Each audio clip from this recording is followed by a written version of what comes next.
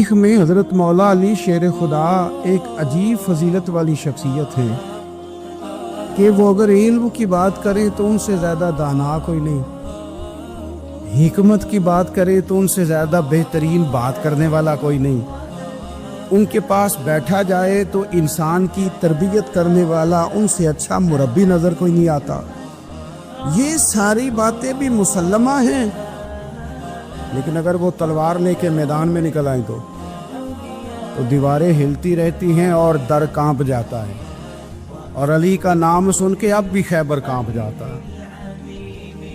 تو ایک تو حضرت علی شیر خدا رضی اللہ تعالیٰ عنہ کی زندگی میں یہ دو باتیں کہ علم، حکمت، دانائی، جذبہ، شوق جہاد کے لیے، اور پھر میدان کے اندر ثابت قدمی، اور تیسری بات جو بڑی متاثر کن ہے اور اپنی طرف کھینچتی ہے وہ یہ ہے کہ ان کی سادگی، ان کا عجز، ان کا خلوص، ان کا بالکل نارمل زندگی گزارنا، عام لوگوں کی طرح اپنے روزمرہ کے معاملات کو سر انجام دینا۔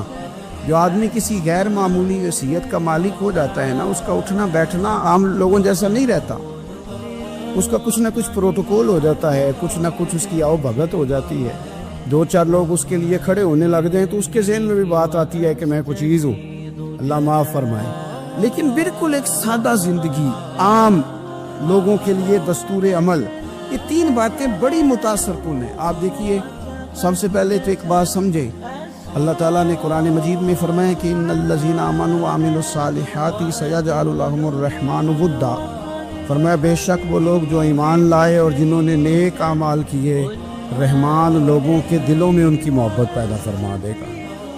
حضرت عبداللہ ابن عباس رضی اللہ تعالیٰ عنہ فرمایا کرتے تھے اس آیت کا پہلا مصداق حضرت علی شیر خدا ہے۔ کیوں؟ اس لیے کہ حضرت علی شیر خدا فرماتے ہیں، بخاری مسلم میں فرماتے ہیں، مجھے قسم ہے اس ذات کی اس نے زمین چیر کے دانا پیدا کیا ہے، مجھ سے رحمت عالم صلی اللہ علیہ وسلم نے وعدہ فرمایا کہ علی یاد رکھنا تم سے صرف مومن ہی پیار کرے گا، اور جس سینے میں تمہارا بغض ہوگا وہ سینہ مومن کا نہیں منافق کا ہوگا۔ تم سے مومن پیار کریں گے، مومنوں کے دلوں میں کشش ہوگی تمہارے لیے، ان کے سینے کشادہ ہوں گے تمہارے حق میں۔ حضرت مولا علی شیر خدا کی محبت، ان کا نام آئے تو دل ٹھنڈا ہو جائے، آنکھوں میں روشنی آئے، چہرہ روشن ہو جائے، تو مانا یہ ہے کہ ایمان مضبوط ہے دل میں۔ حضرت علی کی جو حدیثیں ہیں نا، آپ یقین کریں ان کا حسن بھی کچھ نرالا ہی ہے۔ باب مدینہ العلم کے دروازے ہیں نا تو کمال کرتے ہیں۔ حضرت علی کہتے ہیں نبی پاک صلی اللہ علیہ وسلم نہ نہیں کرتے تھے، حضور ہے لفظ نہیں کہتے، محبوب علیہ السلام اگر کسی بات کی ہاں کرنی ہوتی تو ہاں کرتے، اور اگر محبوب علیہ السلام پسند نہیں کرتے تھے تو چپ رہتے تھے، نہیں کرتے تھے۔ اس دروازے پہ نہیں ہے ہی نہیں، یہاں نہیں ہے ہی نہیں۔ ان کی مہک نے دل کے غنچے کھلا دیے، وہ جس راہ چل دیے ہیں کوچے بسا دی، نہیں والا کھاتا ہی کوئی نہیں، چپ رہتے تھے۔ کہتے ایک عرابی آیا، کچھ مانگا، 2 دفعہ بھی 3 دفعہ بھی، تیسری دفعہ نبی پاک صلی اللہ علیہ وسلم نے فرمایا چل تو مانگ، کیا مانگتا ہے؟ یہ کون کہہ سکتا ہے جس کے پاس خزانے بھرے ہوئے ہیں؟ اور بخاری کے لفظ ہیں، بخاری کے محبوب علیہ السلام فرماتے ہیں میرے رب نے مجھے زمین اور آسمان کی کنجیاں دے دی ہیں۔ کنجیاں کس کے پاس ہیں؟ تو پھر حضور سے مانگے نہ جا کے۔ اعلیٰ حضرت فرماتے ہیں مانگیں گے مانگے جائیں گے، منہ مانگی پائیں گے، مانگیں گے، بولیے مانگیں گے مانگے جائیں، منہ مانگی پائیں گے۔ سرکار میں نہ اللہ ہے نہ حاجت اگر کی، اگر مگر نہیں، جو مانگے گے انشاءاللہ وہاں سے پائیں گے۔ روزے دے دوالے نے غلامہ دیاں ٹولیاں، ایک پہ سن دے کروڑاں دیاں بولیاں۔ حضرت مولا علی شیر خدا کہتے ہیں حضور نے فرمایا چل مانگ۔ حضرت علی کے لفظ ہے، امام طبرانی کی روایت، یہ مولا علی کا عقیدہ عرض کر رہا ہوں، شیر خدا کا عقیدہ۔ حضرت علی کہتے ہیں کہ حضور نے فرمایا مانگ، کہتے ہیں مجھے بڑی خوشی ہوئی، مجھے لگا کہ دیکھو بھئی جنتی ہو گیا۔ حضرت علی کہتے ہیں مجھے پاک تھا جنت مانگے گا اور جنتی ہو گیا، لیکن کہتے بندہ سیاڑا نہیں تھا، حضور صلی اللہ علیہ وسلم نے فرمایا مانگ، تو کہنے لگا مجھے ایک سواری دے دے، سفر کرنا ہے مجھے۔ ایک عجیب لوگوں کا ذہن ہے نا، جا کے تنقید کرتے ہیں، کہتے ہیں اچھا چلو میرے ساتھ داتا صاحب جانا ہے، تم کہتے ہو دیتے ہیں، میں 10 روپے مانگوں گا۔ میں کیا گالتے ہو کھاتا لیے کی کیا، میں کیا مانگوں گا؟ وہ ایک مجھے کسی نے سنائی بات، کہنے لگا 10 روپے مانگوں، اگر مل گئے تو اس کا مطلب ہے دیتے ہیں۔ دیکھو سوچ کیا ہے، تو جا کے 2 3 10 دفعہ کہا 10 روپے چاہیے، 10 روپے چاہیے، 10 روپے چاہیے، کوئی شے نہ ملی۔ واپس آ گیا، باہر نکلا، اب حال خراب ہو گیا ہے، کوئی سمجھ نہیں آتی کدھر جائے۔ ایک اور بندہ گزر رہا تھا وہاں سے، وہ بھی ایسا ہی تھا، اب یہ تنقید کر رہا ہے، تنقید کرتے کرتے کہہ رہا دیکھو جی تو کہتا تھا ملتا ہے، یہ تو کچھ بھی نہیں دیتا۔ تو وہ تنقید کرنے والا پاس سے گزرا، اور اس نے نہ گزرتے کہا اس نے کیا دینا ہے معاذ اللہ، میں دیتا ہوں، ایسے ہی تجھے لے آیا یہ، وہ نہیں ملنا۔ اس نے 10 روپے دیے، وہ جو پیار والا تھا نا، اس کا بھی اپنا ہی پیار تھا۔ اور داتا صاحب کی طرف منہ کر کے کہنے لگا داتا تیری بھی کیا آتا ہے، منکروں کو منکروں سے ہی جواب دلا دیا ہے، جو کسی کو نہیں دے سکتے انہی سے تو انہیں دلوا دیے۔ سوچ اپنی اپنی ہے نا صاحب، اپنی اپنی سوچ، اللہ جانتا ہے، ہم تو تنقید کے قائل ہی نہیں۔ لیکن جو کہتے ہیں نا داتا صاحب نہیں دیتے، تو کبھی چاہ کے داتا صاحب کی سیڑھیاں چڑھ تو صحیح، وہاں ہزاروں بھوکے جنہیں کہیں روٹی نہیں ملتی میرے داتا کے دروازے پہ کھاتے ہیں۔ کیا کہہ گئے حضرت اجمیر، اور ان لفظوں میں کیا حسن ہے۔ خواجہ اجمیری کے جملوں کو پذیرائی ملی، کہنے لگے گنج بخشے فیض عالم، ایک عالم کے لیے فیض عالم، پوری دنیا گنج بخشے فیض عالم، مظہر نور خدا لا کسارا پیر کامل آرا رحلم، اللہ اکبر۔ حضرت مولا علی شیر خدا کرم اللہ تعالیٰ وجہ الکریم کہتے ہیں حضور نے فرمایا مانگ، تو کہتے ہیں میرا خیال تھا کہ جنتی ہو گیا ہے، جنت مانگے گا تو مل جائے گی۔ کہنے لگا یا رسول اللہ ایک سواری کا جانور دے دیں۔ کہتے ہیں حضور بھی اس کے سوال پہ مسکرائے، وہ کہاں آ کے کیا مانگ رہا ہے، ایک سواری کا جانور۔ تو نبی پاک صلی اللہ علیہ وسلم نے فرمایا جا دیا، چل اور بھی کچھ مانگ، اور بھی کچھ مانگ۔ کہنے لگا یا رسول اللہ صلی اللہ تعالیٰ علیہ وسلم پھر اس طرح کرے، اس کا پالان بھی دے دے، کجاوا بھی، وہ ساری چیزیں بھی دے دے۔ تو نبی پاک صلی اللہ علیہ وسلم پھر مسکرائے، فرمایا چل وہ بھی تجھے دی۔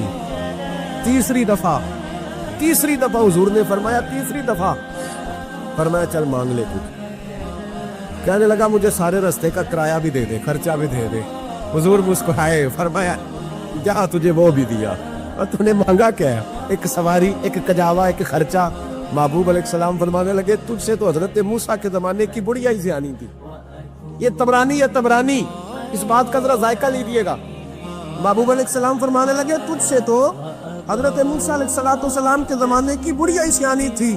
تو مولا علی شیر خدا کرم اللہ تعالیٰ وجہ الکریم کہتے ہیں ہم سب نے کان کھڑے کر لیے کہ بڑھیا کون تھی؟ تو محبوب نے پوری تفصیل بتائی، حضور نے پوری تفصیل بتائی۔ نبی پاک علیہ السلام فرمانے لگے حضرت موسیٰ علیہ السلام نے جب اپنے گھوڑے جانور اونٹ ڈالے نا دریا میں، تو آگے جانے کی بجائے انہوں نے اپنا رخ پیچھے کی طرف پھیر لیا، گھوڑے واپس پلٹنے لگے۔ آپ بار بار ادھر لے جاتے گھوڑے پلٹتے۔ حضرت موسیٰ علیہ السلام عرض کرنے لگے الہی ماجرا کیا ہے، یہ مجھے معمور من اللہ لگتے ہیں، یہ ماجرا کیا ہے؟ تو رب کریم نے فرمایا اے موسیٰ جس دریا سے گزر رہے ہو نا، ایک روایت میں بیچ، ایک میں دائیں بائیں، یہاں حضرت یوسف علیہ السلام کی قبر بھی ہے، تو اس قبر کو کھودو، تابوت نکالو، حضرت یوسف علیہ السلام کی میت مبارک کو بھی ساتھ لے لو، جسد اقدس کو ساتھ لے لو۔ حضرت موسیٰ علیہ السلام عرض کرنے لگے مولا کہاں ہے قبر؟ فرمایا یہ پتہ آپ نہیں کرنا، یہ پتہ آپ نے کرنا ہے۔ تو حضرت موسیٰ نے بنی اسرائیل سے پوچھا قبر کہاں ہے؟ کہا کسی کو نہیں پتا، ایک بوڑھی اماں ہے۔ لوگ کہتے ہیں قبروں والوں کے پاس ہے کچھ نہیں، تو یہ اللہ کس طرح بھیج رہا ہے؟ یہ رب کریم کی رضا کدھر ہے؟ کہاں ایک بوڑھی اماں بنی اسرائیل کی، اسے پتا ہے۔ حضرت موسیٰ علیہ السلام گئے، کہا اماں وہ قبر کہاں ہے؟ لوگ کہتے ہیں قبروں کی طرف سفر کرنا ہے جائز نہیں، اللہ کے نبی ہیں، اور امام طبرانی کی روایت عرض کر رہا ہوں، اور نبی پاک علیہ السلام بیان کر رہے ہیں اور روایت کر رہے ہیں مولا علی شیر خدا کرم اللہ تعالی وجہ الکریم۔ کہا اماں قبر کہاں ہے؟ تو اماں کہنے لگی میں تو نہیں بتاتی، پہلے قیمت لوں گی۔ کہا تو کیا قیمت لے گی؟ کہنے لگی اے موسیٰ جنت میں وہ والا مکان چاہیے جس کے پڑوسی موسیٰ علیہ السلام ہو۔ بتانا کیا ہے؟ اللہ کرے کہ آپ کو اپنے عقیدے کے حسن کا پتہ چلے، آپ کا عقیدہ کتنا حسین ہے، آپ کو سمجھ آئے۔ پتہ کیا بتانا ہے؟ حضرت یوسف علیہ السلام کی قبر کا. تو اس نے کہا میں بتاؤں گی تب جب آپ وعدہ کریں گے کہ جنت میں وہ والا مکان چاہیے جس کے پڑوسی آپ ہو, اسی درجے میں رہوں گے جس میں آپ رہیں گے. اگر گوارا ہے تو بتا دیتی ہوں, کر لو سودا. حضرت موسیٰ علیہ السلام کہنے لگے چل جنت کا تجھ سے وعدہ, تو یہ جو درجہ مانگ رہی ہے یہ رہنے دے. کہنے لگے چلو پھر پتہ بھی رہنے دو, سودا تو طے ہے. اگر پتہ بتاتے ہو تو میں, اگر مجھے وعدہ کرتے ہو جنت میں پڑوسی بنانے کا تو بتاتی ہوں, نہیں تو نہیں بتاتی. حضرت موسیٰ نے رب کریم کی بارگاہ میں عرض کی مولا یہ کیا کہہ رہی ہے؟ تو رب کریم نے فرمایا موسیٰ تو کر لے وعدہ, میں دے دوں گا جنت میں تیرا قرر. تو کر لے وعدہ, میں پڑوس دے دوں گا. حضرت موسیٰ علیہ السلام نے وعدہ کیا تو قبر کا پتہ بتایا تو میرے محبوب علیہ السلام مسکرائے اور حضور فرمانے لگے, بولے تجھ سے تو وہ بی بی ہی اچھی تھی, وہ بی بی اچھی تھی بڑھیا جس نے حضرت موسیٰ علیہ السلام سے جنت کا پڑوس لیا. ایک موقع پر نبی پاک صلی اللہ تعالیٰ علیہ وسلم نے ارادہ فرمایا کہ حضرت علی کو اپنا نائب بنا کے مدینہ منورہ میں چھوڑ کے جایا جائے. محبوب کریم علیہ السلام جب بھی تشریف لے جاتے تھے تو کسی ایک کو نائب بنا کر مدینہ منورہ میں چھوڑ جاتے. حضرت عبداللہ ابن مختوم رضی اللہ تعالیٰ عنہ کو بھی ایک دفعہ حضور چھوڑ کے گئے. تو ایک جنگ کے موقع پر محبوب نے حضرت علی شیر خدا سے کہا کہ آپ کو میں اپنا نائب بنا کے یہاں چھوڑ کے جاتا ہوں. یہاں لوگ جان چھڑاتے ہیں, کام کا جب وقت آتا ہے, میدان میں نکلنے کا وقت آتا ہے تو جان چھڑاتے, اور وہ کہتے ہیں کہ باقی سارے کام دے لو, جب وقت مشکل آئے تو پھر ہمیں کام نہ بتاؤ. اب مشکل وقت ہے, جہاد میں جانا ہے. حضرت مولا علی شیر خدا کرم اللہ تعالی وجہہ الکریم کو حضور نے فرمایا کہ اس دفعہ میرا ارادہ بنا ہے کہ تمہیں چھوڑ کے جاؤں. تو حضرت علی کو چھوڑ کے جایا جا رہا ہے, ان کو مدینے میں رہنا ہے, میدان میں نہیں جانا.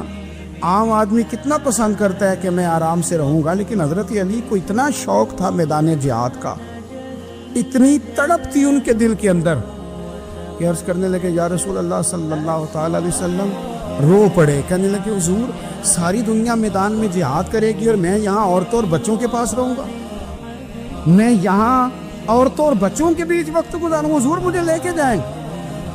تو وہاں بھی حضور نے محبت کی بات سمجھائی. فرمایا علی جب حضرت موسیٰ کوہ طور پہ گئے تھے تو اپنے بھائی جناب ہارون کو چھوڑ گئے تھے, تو تم بھی تو میرے لیے اسی طرح ہونا جس طرح موسیٰ کے لیے ہارون تھے.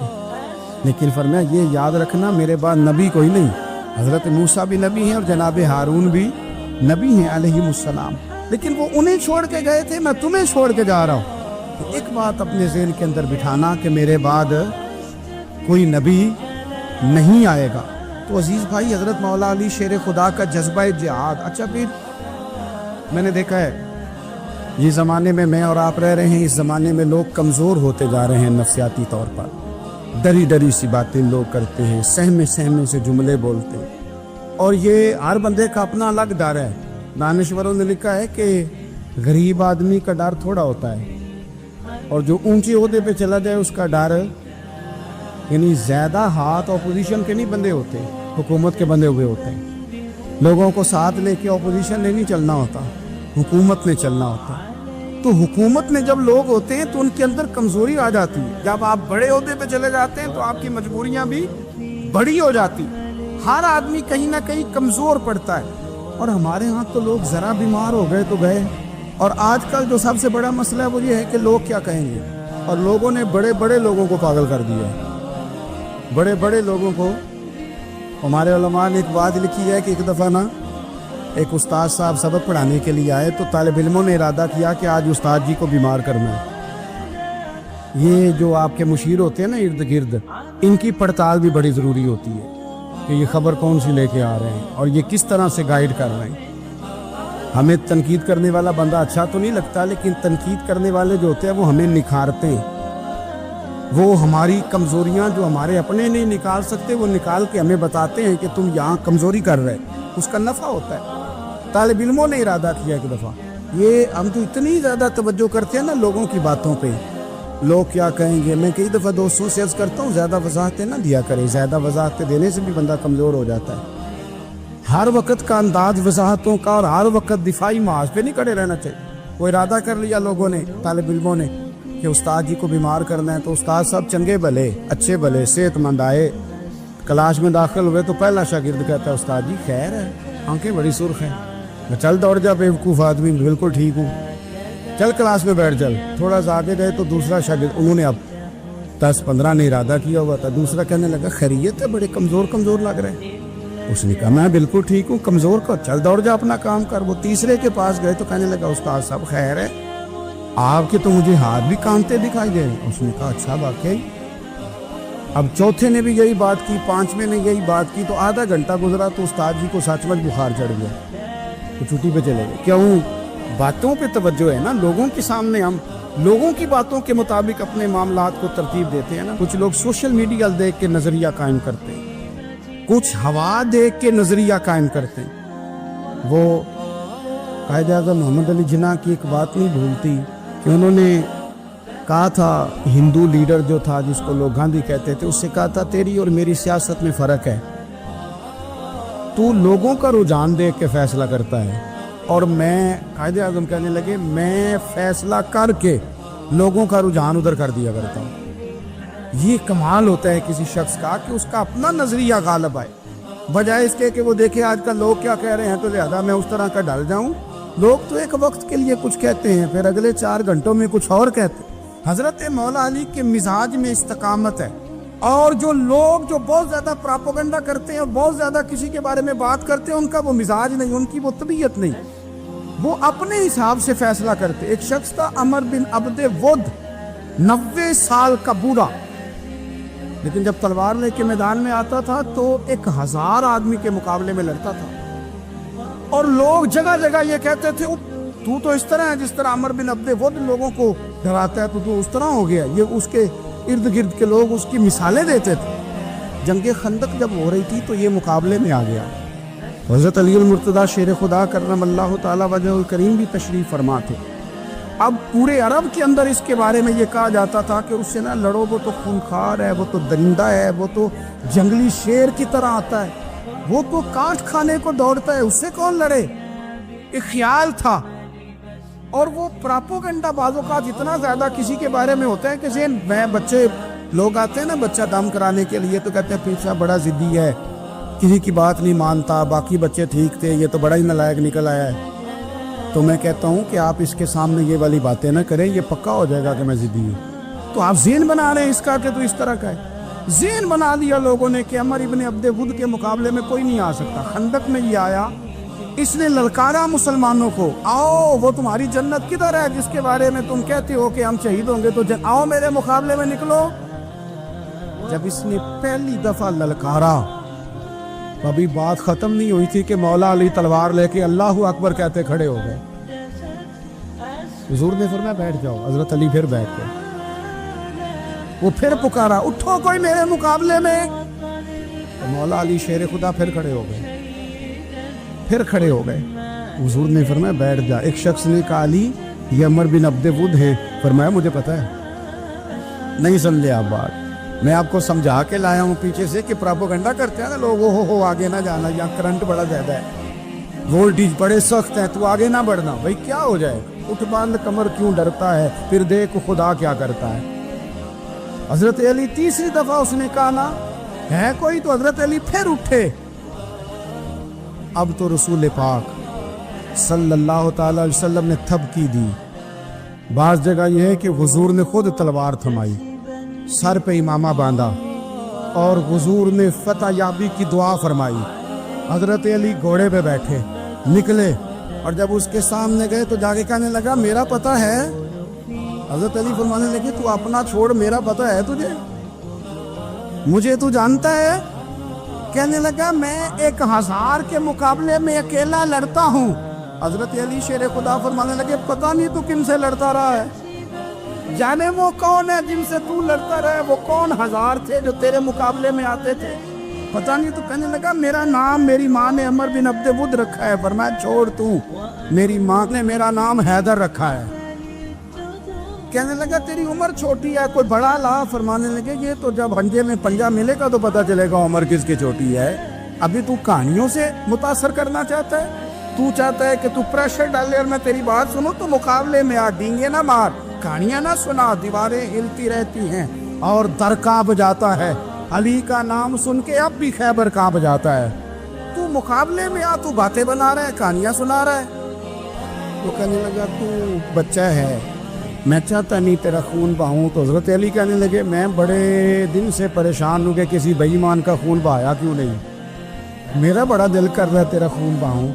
اس نے بڑی زوردار ضرب لگائی، غصے میں اتنا پاگل ہوا کیونکہ اس کے بارے میں معروف تھا کہ وحشی مزاج آدمی، اتنا سخت پاگل ہوا غصے میں، اس نے اپنے گھوڑے کے پیر کاٹ ڈالے. پہلے تلوار گھوڑے کو دے ماری، اس کو کاٹ کے دوڑا. یہ کیوں کرتے تھے لوگ؟ عرب کے لوگ اس وقت یہ کام کرتے تھے کہ ہم نے گھوڑا ہی مار ڈالا ہے تاکہ ہم بھاگ نہ سکیں. کہتے ہیں نا کشتیاں جلا دی ہیں کہ اب واپس جانے کا راستہ ہی بند ہو جائے. گھوڑے کے پیر کاٹ ڈالے کہ بھاگنا نہیں. اور بڑی زور سے اس نے ضرب لگائی حضرت علی پر. حضرت علی نے جب روکی تو وہ ڈھال ٹوٹ گئی حضرت مولا علی، اور آپ کے امامے کو اس کی تلوار بھی لگی. آپ نے فرمایا دکھا لیا تو نے زور، اب میری باری ہے. حضرت مولا علی شیر خدا کا قد بظاہر چھوٹا تھا.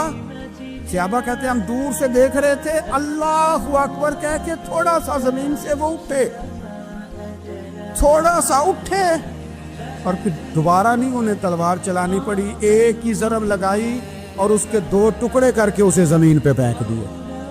تو عزیز دوست، آپ یاد رکھیں گے اس بات کو کہ اپنی زندگی کے اندر مرعوب ہونا چھوڑ دیں. روب میں ہوتا، تاتاریوں نے مسلمانوں کو مرعوب کر لیا تھا، روب ڈال لیا تھا کہ ہم بہت بڑے لوگ ہیں. یہی آج ہمارے ساتھ بہت سارے لوگ کرتے ہیں، دلوں میں روب آ جاتا ہے، امیر رشتہ دار کا، فلانے کا، پھر وہ جو مرضی کرتا ہے. تاتاریوں کی ایک بی بی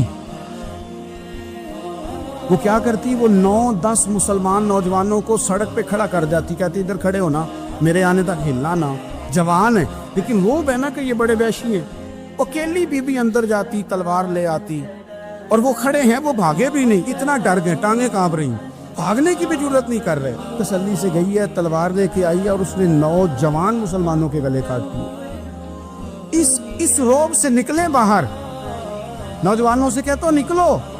اور جن لوگوں نے دنیا میں انقلاب برپا کیا وہ غریب گھروں کے تھے، وہ لوگ تھے کہ جو بازار کسی بڑے قبیلے سے نہیں تھے. آپ محنت کریں، تعلیم حاصل کریں، جدوجہد کریں، مشقت کریں، اپنی زندگی میں کچھ مقاصد کے حصول کے لیے آگے بڑھیں. اور اگر آپ کہیں کہ دائیں بائیں میرے فلاں آدمی مجھے یہ مشورہ دے رہا ہے، تو کچھ لوگ دنیا میں باتیں کرنے آئے ہیں، انہوں نے باتیں کرنی ہے اور بڑا فائدہ ہوتا ہے، ان کو باتیں کر لینے دیں، ان کو کرتے رہنے دیں. کام کرنے والا بندہ کام کرتا ہے اور کرتا ہی چلا جاتا ہے، وہ منزل تک پہنچ جاتا ہے. تو حضرت علی کے مزاج میں دلیری ہے، ہمت ہے، ایک بات. اور دوسری بات دانائی، حکمت. یہ جو ہمارے فیصلے ہیں نا جذباتی، اور جناب آج فلانے نے یہ کہہ دیا تو میرا پروگرام یہ بن گیا، تو پھر کل کسی نے اور کچھ کہہ دیا تو میرا پلان اور بن گیا.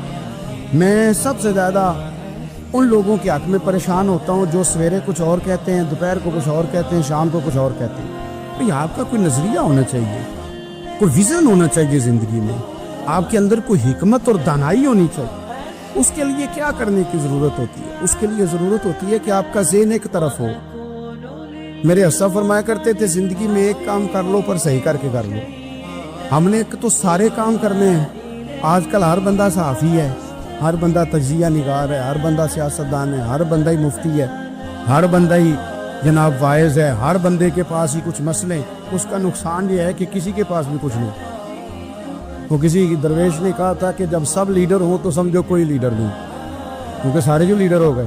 میرے عزیز، ایک طرف ذہن کو رکھیں اور اپنے اس کام میں کمال پیدا کریں. حضرت مولا علی شیر خدا کو اللہ نے حکمت دی تھی. نبی پاک صلی اللہ تعالی وسلم کے صحابی حضرت عبداللہ ابن مسعود رضی اللہ تعالیٰ عنہ فرماتے ہیں، امام ابو نعیم نے لکھا ہے کہ حضرت عبداللہ ابن مسعود فرماتے ہیں نبی پاک صلی اللہ علیہ وسلم نے فرمایا اگر حکمت کے 10 حصے کیے جائیں نا، دانائی کے 10 حصے کیے جائیں، تو اس میں سے 9 حصے اللہ تعالیٰ نے حضرت علی کو عطا فرمائے اور ایک حصہ باقی لوگوں کو ملا.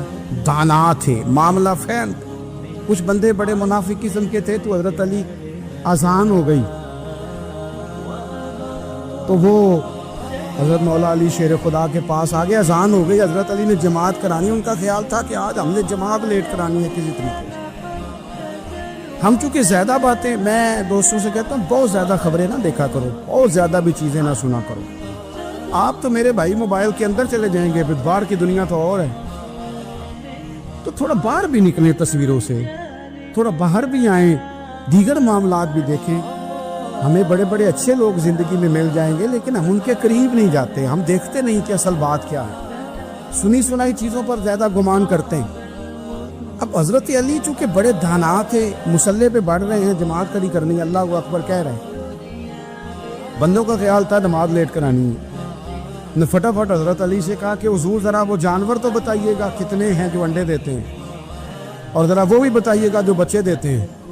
یہ ذرا اب کتنے کو بندہ جانور گنے، آہستہ آہستہ بندہ شمار کرے، وہ بکری جو ہے وہ بچہ دیتی ہے، مرغی انڈا دیتی ہے، اور گائیں جو ہے وہ بچہ دیتی ہے، اور بطخ جو ہے وہ انڈا دیتی ہے، بندہ تو یہ گننے لگ جائے۔ تو حضرت علی شیر خدا یہاں ہاتھ ہیں، فرمانے لگے گھر جا کے گن لینا، موٹی سی بات بتاتا ہوں، جن جانوروں کے کان باہر ہوتے ہیں وہ بچے دیتے ہیں، جن کے اندر ہوتے ہیں وہ انڈے دیتے ہیں۔ اللہ اکبر، نماز کی نیت باندھ لی تم کتنا گھر جا کے، موٹی سی بات بتا دیتا ہوں۔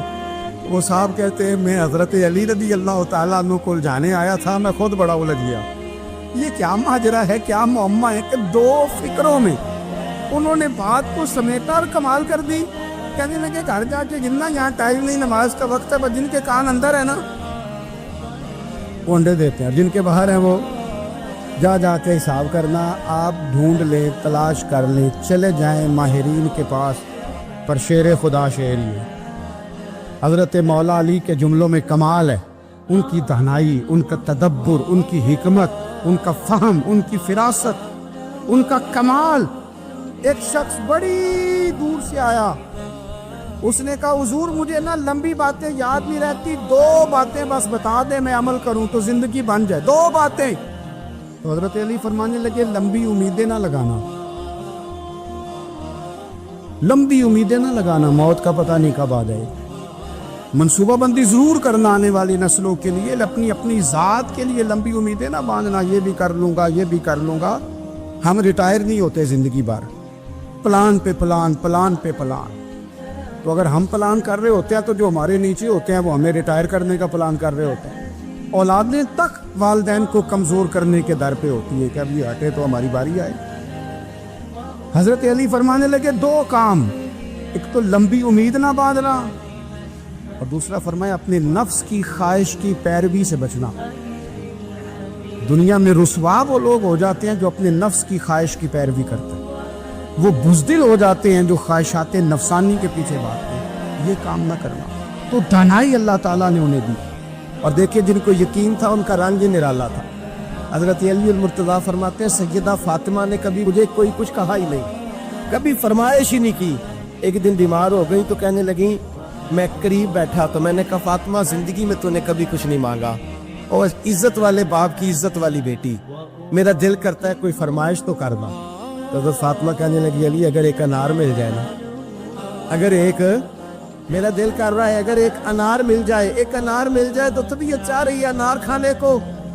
مولا علی شیر خدا فرماتے میں گیا، ایک انار خریدا بازار سے، 1 دینار تھا میری جیب میں، انار خرید کے جب واپس پلٹا نا تو کہتے ایک بوڑھا شخص، ہونٹوں پہ کمزوری، آپ فرماتے ہیں میرے باپ دادا کی عمر کا، لڑکھڑاتے اس کے ہاتھ، اور کہنے لگا علی میں بھوکا ہوں کئی دنوں کا۔ حضرت علی فرماتے ہیں میرے پاس وہ 1 ہی دینار تھا جس کا انار آ گیا۔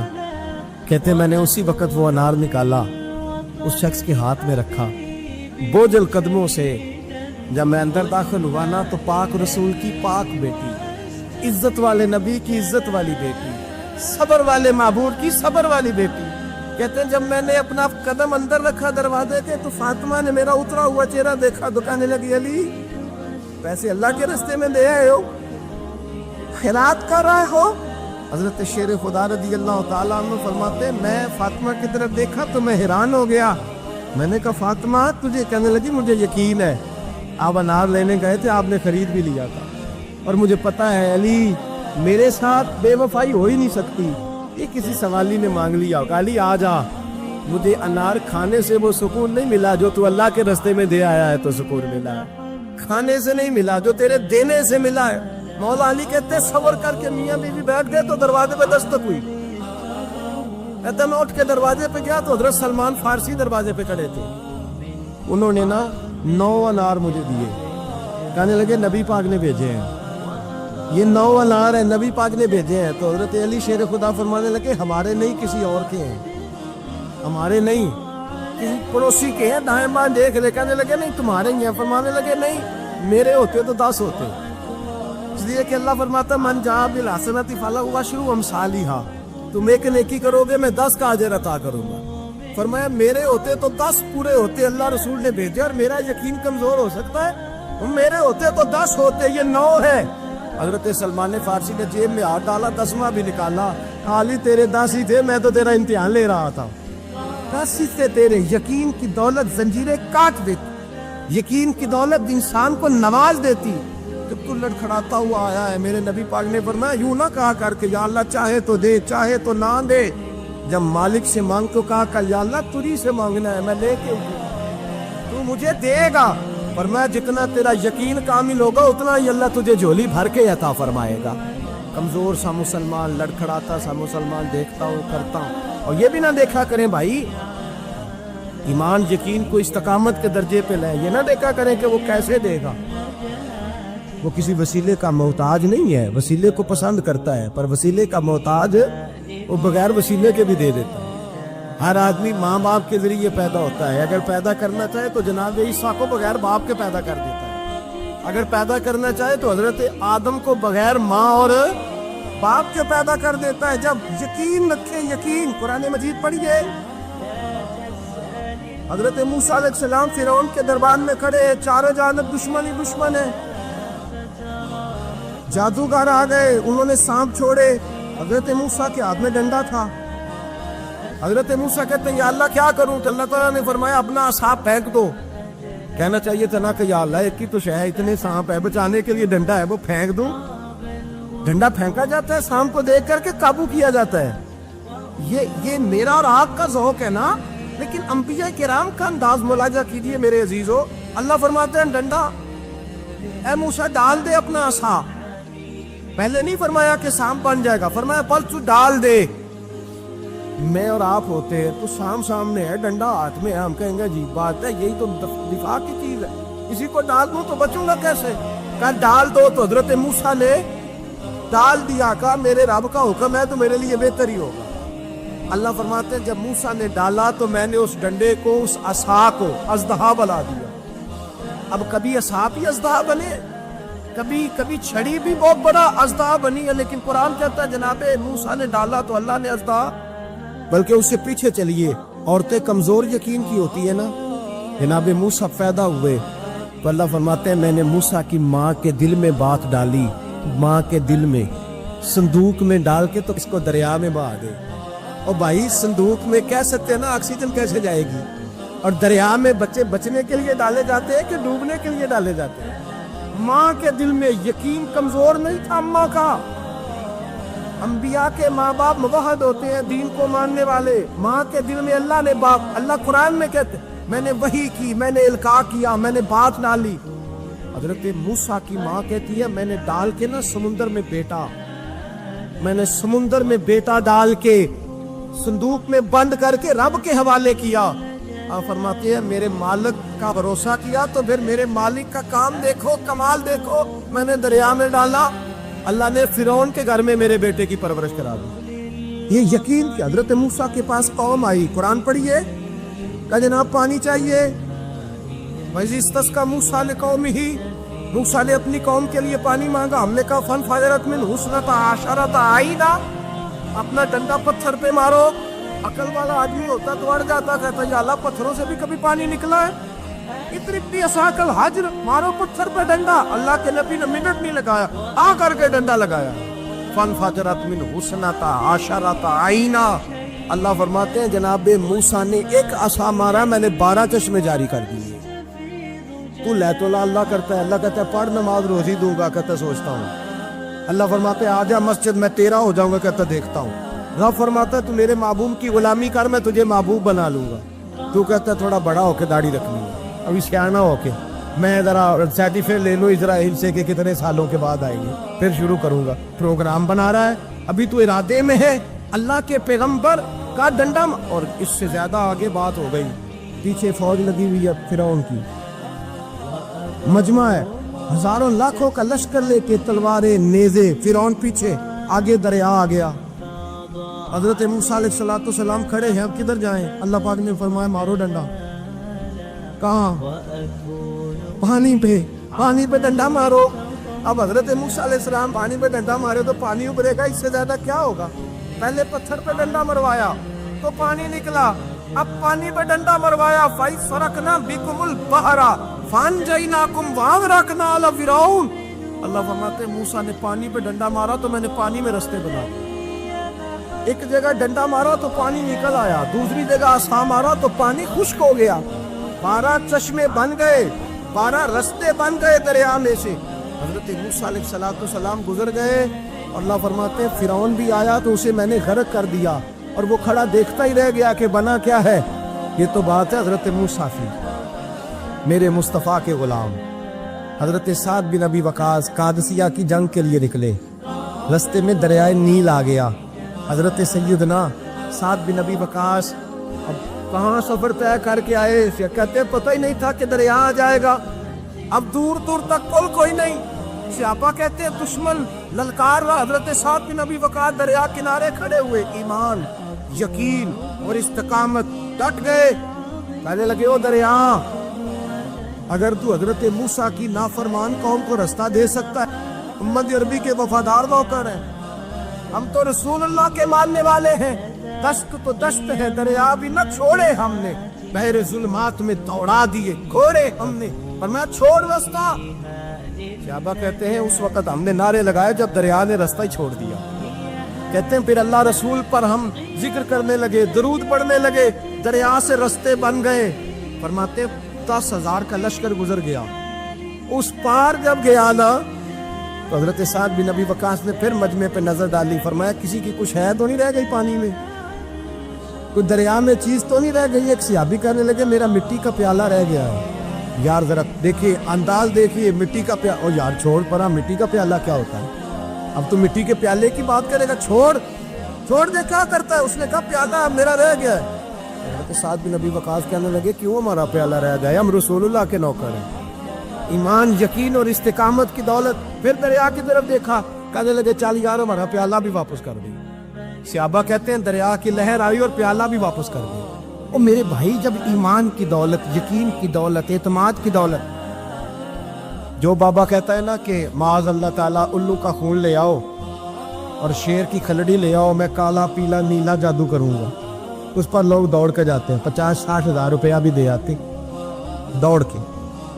اور اگر کہا جائے کہ مسجد آؤ 4 رکعت نماز پڑھو, حاضری دو مسجد کی, تو کہتے ہیں معرفت والے ہیں, معرفت والے نمازیں نہیں پڑھتے. وہ کون سی معرفت ہے؟ یہاں اللہ کی بارگاہ میں جھکنے کا, کیونکہ یہ لیٹ ہے نا, یہ پتہ نہیں جنت میں جا کے ملے گا, کب ملے گا, معاذ اللہ.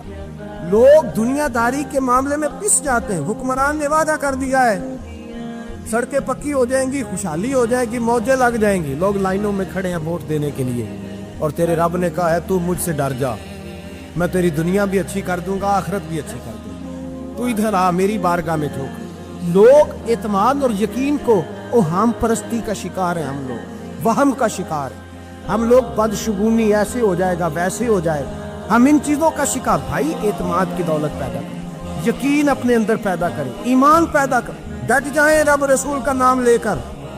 حضرت عمر کا زمانہ تھا, مصر فتح ہو گیا, حضرت عمر بن عاص گورنر بنے.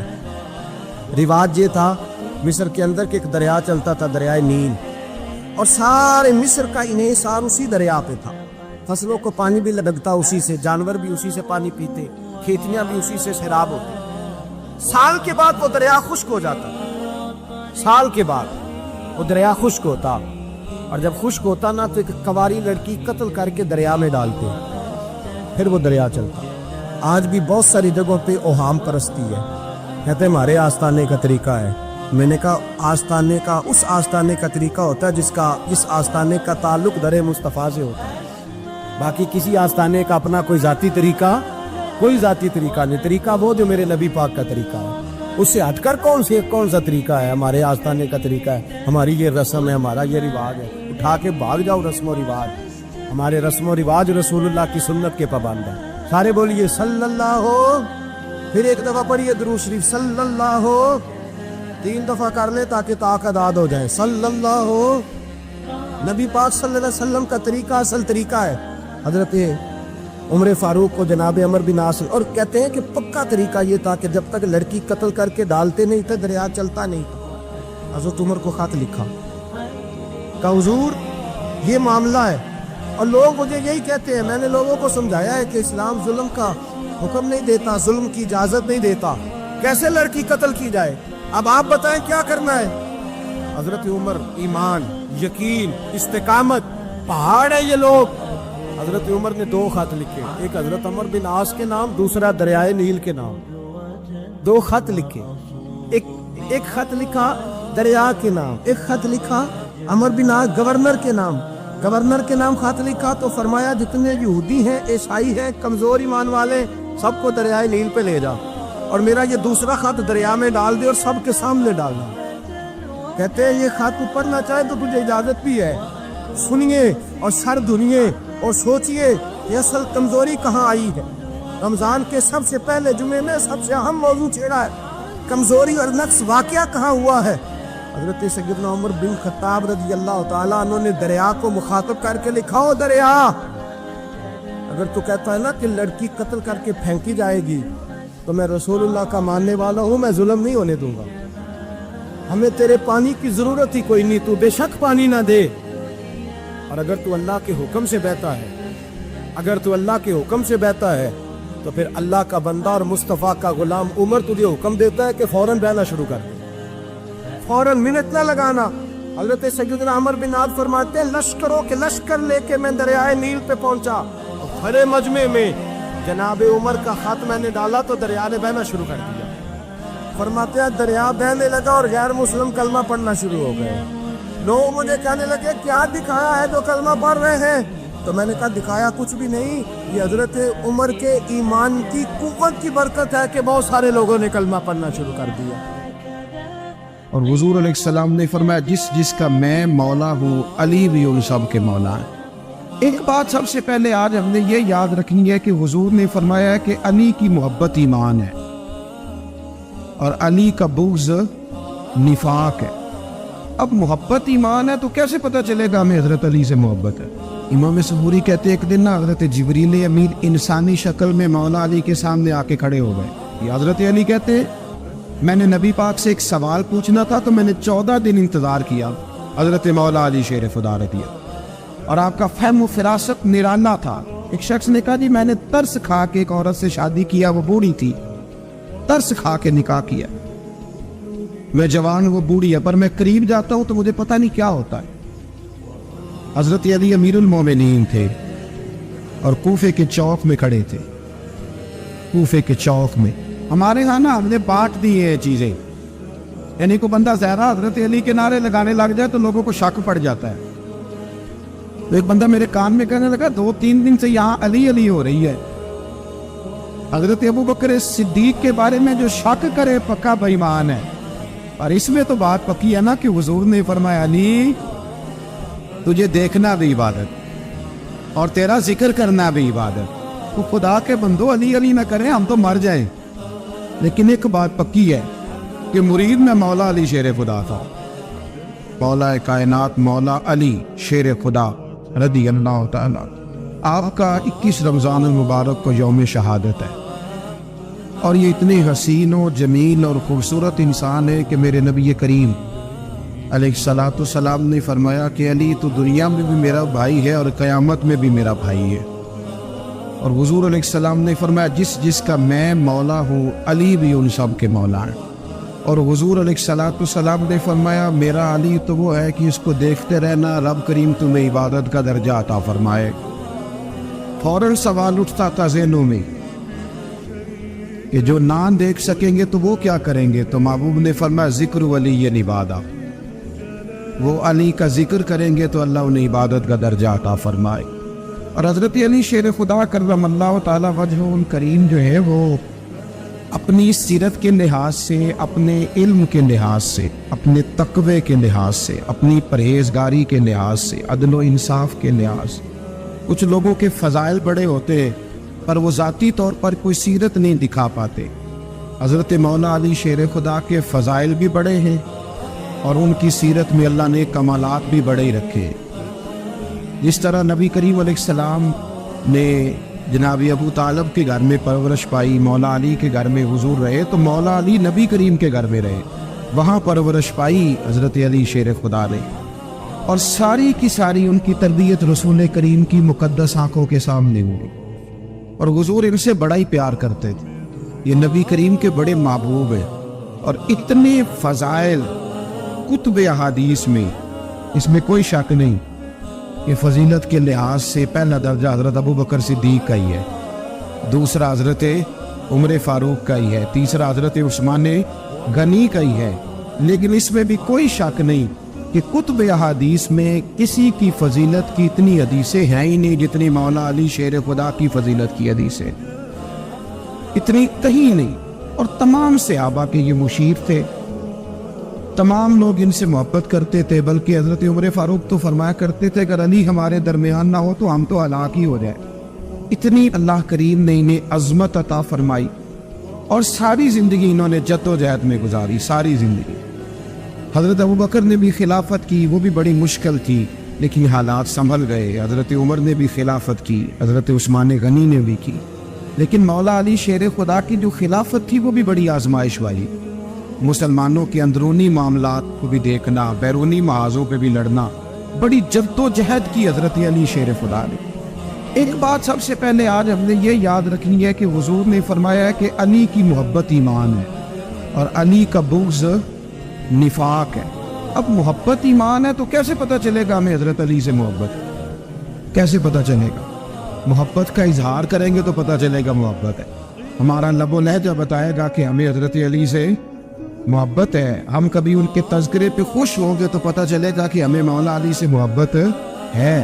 ہم کبھی ان کا ذکر کی محفل سے جائیں گے تو پتہ چلے گا ہمیں حضرت علی سے محبت ہے. کبھی ان کا کوئی قول، کبھی ان کا کوئی ارشاد، کبھی ان کی کوئی بات ہمارے سامنے آئے، پھر ہمیں پتہ چلے گا کہ ہمیں مولا علی شیر خدا سے محبت ہے. حضرت علی المرتضیٰ کی محبت ایمان ہے. اور پھر ویسے بھی حضرت علی اتنے دانا ہے، حضور علیہ السلام نے فرمایا اگر میں علم کا شہر ہوں تو پھر علی دروازہ ہے. علی باب علم کے، شہر علم کے باب علی. امام صفوری کہتے ہیں ایک دن نا حضرت جبریل امین انسانی شکل میں مولا علی کے سامنے آ کے کھڑے ہو گئے. کون؟ حضرت جبرائیل علیہ السلام. حضرت جبریل امین کھڑے ہوئے انسانی شکل میں، تو کہنے لگے علی یہ بتائیے کہ جبریل اس وقت کہاں ہو؟ انسانی شکل میں مولا علی سے پوچھتے. تو کچھ جو آج کل ہمارے شاگرد حضرات پڑھ جاتے ہیں نا تو وہ ذرا جلدی کرتے ہیں جواب دینے میں. بڑوں کو جب جواب بھی دینا بزرگوں کو تو جواب میں بھی آداب کا خیال ہونا چاہیے. اگر آپ کو سوال آتا بھی ہو تو پھر بھی اس میں آداب کا خیال آپ رکھیں گے. آپ فٹافٹ نہیں کہہ دیں گے کہ جناب یہ اس کا جواب ہے، یہ معنی ہے، فوراً نہیں آپ کہہ دیں گے. آپ اس میں بھی آداب کا خیال کریں گے. حضرت جبریل امین نے جب کہا نا کہ بتائیے جبریل کہاں ہے، تو حضرت علی فوراً بھی کہہ سکتے تھے آپ ہی تو ہے جبریل، یہ فٹافٹ کہہ سکتے تھے، اسی وقت ساری بات ختم ہو جاتی. لیکن بزرگوں سے بات کرنے کے کچھ آداب ہوتے، کچھ طور طریقے ہوتے جو اللہ ماشاءاللہ آج کل لوگوں میں نظر نہیں آتے. کچھ طور طریقے ہیں، کچھ سلیقے ہیں، کچھ جو ہے وہ اس کے خاص نقطہ نظر ہے، اس کو سمجھنا چاہیے. حضرت مولا علی شیر خدا رضی اللہ تعالیٰ عنہ سے جب پوچھا نا کہ جبریل امین کہاں ہے اس وقت، تو حضرت علی نے پہلے اوپر دیکھا، پھر نیچے دیکھا، پھر دائیں دیکھا، پھر بائیں دیکھا، پھر آگے دیکھا، پھر پیچھے دیکھا. جواب فٹافٹ تیار تھا کہ آپ ہی تو ہیں، لیکن ایسے جواب نہیں دیا. فرمانے لگے جناب نہ تو اس وقت حضرت جبریل مشرق میں ہے، نہ مغرب میں ہے، نہ شمال میں ہے، نہ جنوب میں ہے، نہ 7 زمینوں میں ہے، نہ آسمانوں میں ہے. پھر بھی یہ نہیں کہا کہ آپ جبریل ہیں. فرمانے لگے بھئی زمینوں آسمانوں مشارق مغارب میں تو کوئی نہیں، تو یا آپ جبریل ہیں یا میں جبریل ہوں، دونوں میں سے ایک ہے. تو حضرت جبریل امین مسکرائے، فرمانے لگے نہیں آپ تو علی ہے، جبریل تو میں ہی ہوں، آپ علی. لیکن نا بہت سارے لوگ سوال کا جواب دیتے ہیں پر وہ آداب کو ملوز خاطر نہیں رکھتے. نبی پاک علیہ السلام نے ایک دن نماز 4 रकतों की थी तो हुजूर ने 2 पे सलाम फेर दिया। तो सहाबा से पूछा मैंने कितनी पढ़ी है? अर्ज करने लगे या रसूल अल्लाह ज़्यादा पता तो आपको ही है, पर हमें लगता है कि आपने 2 पढ़ाई है। यहाँ ऐसे करता है कोई? सवाल ही नहीं पैदा होता। यानी 1 मिनट से पहले इमाम गजाली एक दरवेश के मुरीद हो गए थे तो बहुत बड़े आलिम थे। आपको पता है आलिम आदमी का मुरीद होना अल्लाह खैर करे किसी करामत से कम नहीं होता, बड़ा मुश्किल होता है। वो किसी की गुलामी करे वो बड़ा मुश्किल होता है, मतलब कठिन माहौल होता है। तो इमाम गजाली बैत हो गए तो मुर्शद ने पहला वजीफा ये बताया कि किसी पर अपने इल्म का इजहार ना करना। अपने इल्म का इजहार आप इसको आसान वजीफा समझते हैं? यानी इल्म हो भी तो बंदा इजहार ना करे, बदअज़मी हो जाती है। तो बदअज़मी हो जाती है, नींद नहीं आती। 2-4 लफ्ज़ जो बंदा पढ़ के आता है ना उसको तो नींद नहीं आती कि मैं पढ़ा लिखा हूँ तो मैं बताऊँ ना। तो हज़रत अली शेर खुदा करमल्लाहु तआला वजहुल करीम के वो आदाब से मुझे ये बात याद आई कि इमाम गज़ाली के शेख ने कहा इल्म का इजहार ना करना ये पहला वजीफ़ा है। शेख शहाबुद्दीन सोहरवर्दी कहते हैं मुझे मेरे मामू हुज़ूर गौसे पाक के पास ले गए थे तो जाते हुए मेरे रास्ते में ख्याल आ रहा था मैं अल्हम्दुलिल्लाह खुद पढ़ा लिखा हूँ। जब वो मैंने जाकर पेश किया ना गौस पाक की बारगाह में कुछ दे तो हुज़ूर गौसे आज़म फरमाने लगे भरे हुए प्याले में मैं क्या डालूँ, तो पहले ही फूल है कोई गुंजाइश ही नहीं। तो फरमाते फिर मैं अगली दफ़ा गया तो गुरूर इल्म को तोड़ के गया। तो फिर मैं गौसे आज़म की बारगाह में बैठा तो अल्लाह तबारक व तआला ने फिर मुझे झोली भर के खैरात अता फरमाई। याद रख। तो कहते हैं उन्होंने कहा कि इजहार नहीं करना इल्म का। तो बस एक दिन बैठे बैठे ना एक बंदा मसला पूछ ले आया, उन्होंने बुजुर्गों से मसला पूछा, मेरे मुर्शद से। इमाम गज़ाली कहते हैं मेरे पीर से मसला पूछा तो वो कहने लगे भाई मुझे नहीं इस सवाल का जवाब आता। हज़रत साहब ने कह दिया मुझे नहीं आता। कहते मैं करीब था, मैंने उस बंदे को बुलाया, मैंने कहा मुझे आता है जवाब, मैं बताऊं? तो कहते शेख फरमाने लगे गज़ाली तेरा क्या ख्याल है, मुझे नहीं था जवाब आता। तो तुझे ज़माने के लिए इनकार, तेरी अभी मैं नहीं ना गई तो कोई नहीं मियाँ फिर अभी तो रास्ते में ही रहेगा। फटाफट लोग कहते हम ऐसी लाखों किताबें काबिल ज़ब्ती समझते जिनको पढ़ के बेटे बाप को खबती समझते। एक बात यह कि उनसे मोहब्बत करनी है, दूसरी बात यह कि उनकी सीरत। पहली बात जिंदगी में अदब बड़ा किया मौला अली शेर खुदा, बड़ा अदब किया। हज़रत अली कहते मैंने नबी पाक से एक सवाल पूछना था तो मैंने 14 दिन इंतज़ार किया। ये सवाल जो ज़हन में आ जाए तो नंबर पास होता है, तो 14 मिनट इंतज़ार होता है, मैंने तो घंटे का ही नहीं। यानी 14 मिनट भी बंदे इंतज़ार सवाल ही पैदा नहीं हो। और अगर पीर साहब फ़ोन ना रिसीव करे तो वो मुतकब्बिर है, अगर वो फ़ोन ना उठाए तो फिर ये है कि अब दीन की बात किससे पूछे जी हम, फिर हमारे पास फ़लसफ़ा है। कहते मैंने 14 दिन इंतज़ार किया। क्या? मौला अली फरमाते मेरे दिल में ख्याल था कि कोई और आ जाए और जो मैं बात पूछना चाहता हूँ वो नबी पाक से पूछ ले, वो हुजूर से पूछ ले तो मेरा भी चलो मामला बन जाएगा। अब उनसे ज़्यादा को बेतकल्लुफ़ तो नहीं था ना नबी पाक की बारगाह में, झट पूछ सकते थे। 14 दिन कहते 14 दिन के बाद बंदा आया, वही सवाल पूछा जो मैंने पूछना था। तो कहते हुजूर जवाब उसे दे रहे थे और देख मेरी तरफ रहे, जवाब उसे दे रहे थे और तवज्जो हुजूर की मेरी जान। एक उनकी ज़िंदगी में अदब बढ़ा है। दूसरी बात यह कि गहरा इल्म है मौला अली का। हमारे यहाँ लोगों के पास इल्म होता है इल्ला माशाअल्लाह बड़े बड़े अच्छे उलमा है, लेकिन बाज़ जगह पे इल्म बड़ा सतही सा है, सतही सा। यानी सारी जिंदगी जिस बंदे ने इल्म पढ़ा है वो गहराई तक नहीं उतरा, यानी उस पर अमल नहीं कर सका।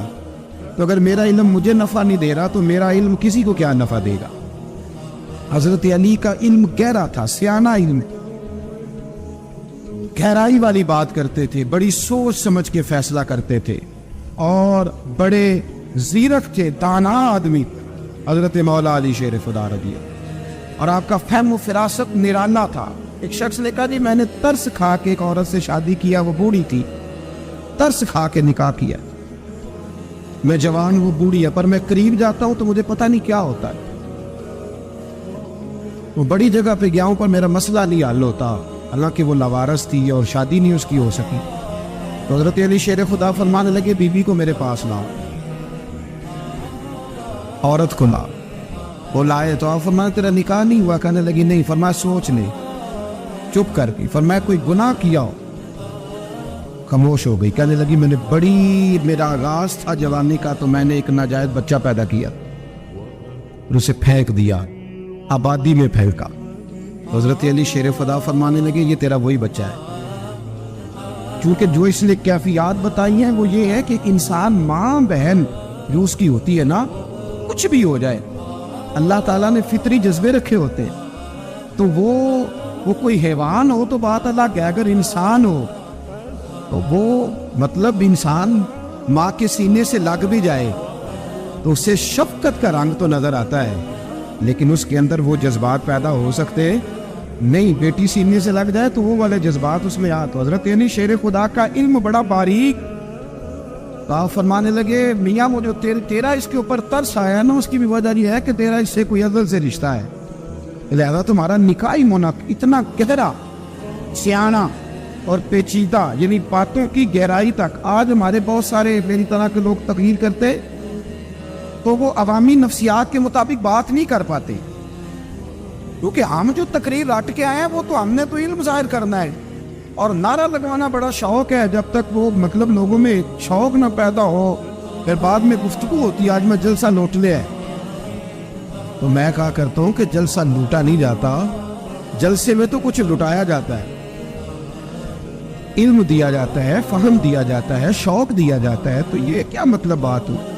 तो गहरा इल्म था। चौथी बात, इल्म भी था और तकवा भी था, परहेजगारी भी थी। जब आप खलीफा थे ना, अमीरुल मोमिनीन थे, अमीरुल मोमिनीन, आप चलो सूबाई वजीर की बात नहीं करता, आप किसी ना हल्के से जो वो हमारे पाकिस्तान में ओहदे बहुत ज़्यादा है, जिसको कोई हल्का सा ना चलो पुराना वर्कर है तो कोई दे देते हैं, उसको भी मिल जाए तो 15 को वोट तो उसके भी कहीं नहीं गए मुबारकबाद की।